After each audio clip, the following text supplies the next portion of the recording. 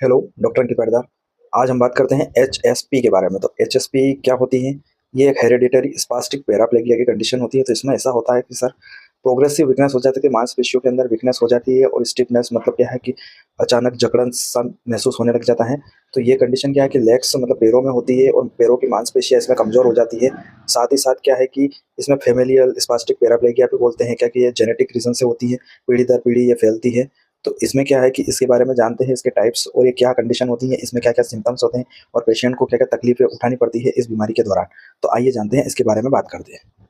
Symptoms की बात करें इसमें तो प्रोग्रेसिव वीकनेस होती है, वो स्टिफनेस होती है पैरों के अंदर, जकड़न टाइप महसूस होना और इसमें क्या है कि चलने में दिक्कत होती है, पेशेंट को बैलेंस बनाने में प्रॉब्लम होती है और बार-बार गिरने की कंडीशन तक नौबत आ जाती है, क्योंकि पैरों पर स्टेबल नहीं हो पाता है पेशेंट। गेट डिस्टर्बेंसेस की प्रॉब्लम भी होती है, क्योंकि ओप एबनॉर्मल गेट पैटर्न मतलब एक पैर लड़खड़ा के चलता है इसमें, तो इसको स्पास्टिक गेट की कंडीशन बोलते हैं, सीज़र गेट बोलते हैं इसको। और थर्ड थिंग इसमें देखा जाए तो यूरिनरी सिम्पटम्स भी आते हैं, क्योंकि यूरिन की जो फ्रीक्वेंसी रहती है अर्जेंसी और इनकंटीन्यूअस मतलब बार-बार जल्दी-जल्दी यूरिन आता है, कभी-कभी रुक-रुक के यूरिन आता है, तो ये सिम्पटम्स भी इसमें देखने को मिलते हैं। और कॉग्निटिव इम्पेयरमेंट देखें तो इसमें क्या होता है कि कॉग्निटिव डिक्लाइन होना स्टार्ट हो जाता है, जैसे कि मेमोरी लॉस होना, भूलने की समस्याएँ होना और कंसंट्रेशन करने में पेशेंट को बहुत ज़्यादा प्रॉब्लम होती है।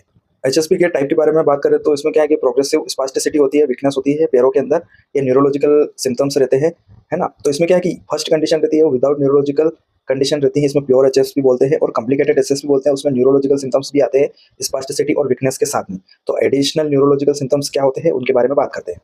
फर्स्ट सिम्पटम आता है इसमें कॉग्निटिव इम्पेयरमेंट, मेमोरी लॉस होना, भूलने, कंसंट्रेशन में प्रॉब्लम होना, बार-बार मतलब फियरफुल सिचुएशन फेस करना, तो ये कंडीशन बनती है। उसके बाद में पेशेंट को मिर्गी के दौरे भी आना स्टार्ट हो जाते हैं।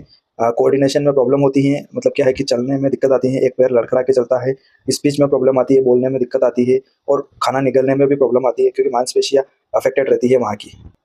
काजेस एंड जेनेटिक्स की बात करें इसमें तो सबसे पहले केस रहता है इसमें ऑटोसोमल डोमिनेंट इनहेरिटेंस का रहता है। तो इसमें ऐसा होता है कि सिंगल कॉपी रहती है म्यूटेटेड जीन की, जो ये का कंडीशन को काज़ करती है। और सेकंड थिंग रहती है इसमें ऑटोसोमल रिसेसिव इनहेरिट की कंडीशन रहती है। तो इसमें ऐसा होता है कि 2 कॉपीज़ जीन की रिक्वायरमेंट पड़ती है म्यूटेटेड जीन को अफेक्टेड होने के लिए।